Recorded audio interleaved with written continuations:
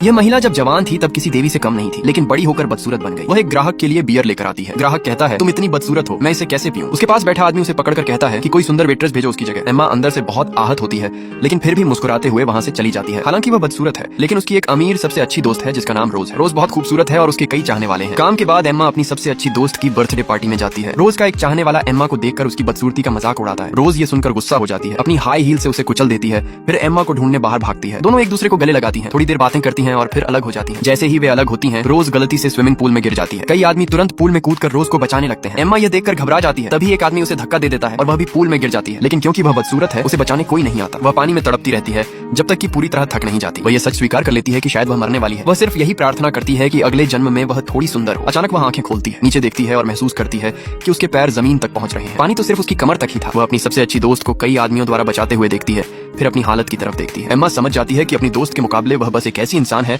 जिसकी किसी को परवाह नहीं। वह शर्मिंदगी में घर लौट जाती है। रास्ते में गुजरते कपल्स भी उसका मजाक उड़ाने से खुद को रोक नहीं पाते। बदकिस्मती यहीं खत्म नहीं होती। अगले दिन वह नौकरी के इंटरव्यू के लिए भागती है। उसे देर हो रही होती है। किस्मत से उसे लिफ्ट मिल जाती है। वह किसी तरह इंटरव्यू तक पहुंच जाती है, लेकिन इंटरव्यू का नतीजा अच्छा नहीं निकलता। जैसे ही वह बाहर आती है, तेज बारिश शुरू हो जाती है। सच में बहुत खराब किस्मत। उस शाम वह घर पहुंचकर अपना कंप्यूटर खोलती है। उसे एक ईमेल मिलता है जो उसकी पूरी जिंदगी बदलने वाला था। वह ईमेल उसके बचपन के पहले प्यार की तरफ से था, जो बचपन में एक मोटा लड़का था। वह उससे मिलना चाहता था। असल में जब वह लड़का पहली बार उनके स्कूल में आया था, तब बच्चे उसे बदसूरत और मोटा कहकर चिढ़ाते थे और अक्सर उसे परेशान करते थे। उस समय एम्मा अभी भी एक खूबसूरत लड़की थी। वह हमेशा उन बच्चों को भगाकर उसकी मदद करती थी। उस लड़के को एक समस्या थी। उसकी माँ की मौत बारिश में एक हादसे के दौरान हुई थी। जब भी बारिश होती, वह बहुत परेशान हो जाता था। वह बारिश में खड़ा होकर रोते हुए चिल्लाता, माँ मुझे बहुत डर लग रहा है। तभी एम्मा उसके सामने आई और अपने कपड़ों से उसे बारिश से बचाया। लेकिन लड़का अभी भी दर्द में था। तब एम्मा ने अपने ईयरफोन निकाले और उसे म्यूजिक सुनाया। लड़का धीरे धीरे शांत हो गया और एम्मा की तरफ देखने लगा। एम्मा ने कहा, अब से मैं तुम्हारी रक्षा करूंगी। इसके बाद दोनों सबसे अच्छे दोस्त बन गए। लेकिन ये ज्यादा समय तक नहीं चला। आखिरकार वह लड़का अपने पिता के साथ विदेश चला गया। उन्होंने वादा किया कि बड़े होकर वे जरूर फिर मिलेंगे। वर्तमान में लौटते हैं। एम्मा और उस लड़के ने अगले दिन मिलने का तय किया। अपने बचपन के पहले प्यार से मिलने के लिए एम्मा पूरी रात उत्साह में सो नहीं पाती। अगली शाम एम्मा उत्साहित होकर मिलने की जगह पहुंचती है। उसे तुरंत एक मोटा आदमी बेंच पर बैठा कुछ खाते हुए दिखता है। वह मुस्कुराते हुए उसके पास दौड़ती है, उसे छूती है, फिर उत्साह में उसे खड़ा करके उछलने लगती है और कहती है कि वह उससे प्यार करती है। वह बिल्कुल नहीं बदला, लेकिन वह आदमी उलझन में पूछता है, तुम कौन हो? तब एम्मा को एहसास होता है कि उसने गलत आदमी को पहचान लिया। हालांकि वह माफी मांगती है,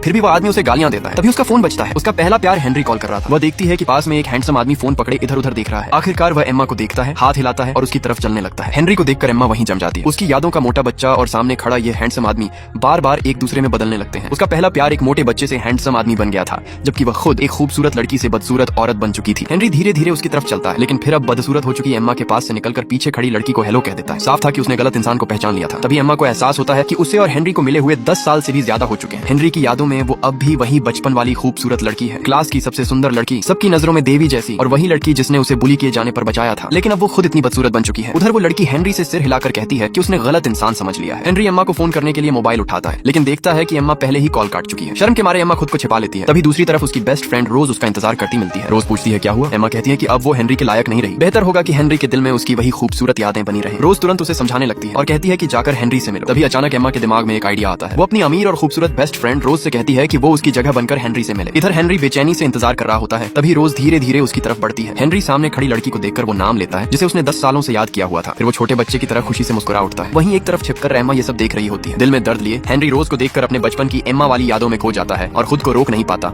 रोज को गले लगा लेता है। ये देखकर एम्मा की आंखें उदासी से भर जाती हैं। फिर दोनों डिनर के लिए एक रेस्टोरेंट जाते हैं। डिनर के दौरान हेनरी लगातार रोज को देखता रहता है, जैसे उसकी नजरें हट ही नहीं रही। रोज को इतना घूरा जाना थोड़ा अजीब लगता है, जबकि एम्मा मेन्यू के पीछे चेहरा छिपाकर दोनों को चुपके से देख रही होती है। फिर दोनों बातें करने लगते हैं। हेनरी पूछता है कि अब तुम क्या काम करती हो। एम्मा पहले ही रोज को हर जवाब सिखा चुकी होती है। रोज कहती है कि वो अभी भी पढ़ाई कर रही है, कोई काम नहीं करती, जबकि सच में एम्मा बेरोजगार है। फिर हेनरी पूछता है तुम्हारे मम्मी पापा कैसे हैं। रोज जवाब देने ही वाली होती है कि तभी उसे पीछे बैठी एम्मा इशारे करती दिखाई देती है, लेकिन रोज समझ नहीं पाती कि वो क्या कहना चाहती है, इसलिए बस इतना कह देती है कि वो अभी भी जिंदा है। रोज को लगने लगता है कि ये झूठ कभी ना कभी पकड़ में आ ही जाएगा। फिर वो उल्टा पूछती है तुम्हारे मम्मी पापा कैसे हैं। ये सुनते ही हेनरी के चेहरे की मुस्कान अचानक गायब हो जाती है। एम्मा घबराकर जल्दी जल्दी इशारे करने लगती है, क्योंकि हेनरी की माँ तो उसके बचपन में ही गुजर चुकी थी। हेनरी की यादों में एम्मा को ये बात जरूर पता होती। खुशनसीबी से इस बार रोज इशारा समझ जाती है। वो तुरंत पूछती है क्या तुम्हारे पापा ने दूसरी शादी कर ली थी। तब जाकर हेनरी फिर मुस्कुराता है और कहता है कि हाँ उन्होंने दूसरी शादी कर ली थी। आज तो बाल बाल बच गए, वरना सच सामने आ जाता। इसके बाद हेनरी और भी कई सवाल पूछता है और एम्मा के इशारों की मदद से रोज हर सवाल का सही जवाब दे देती है।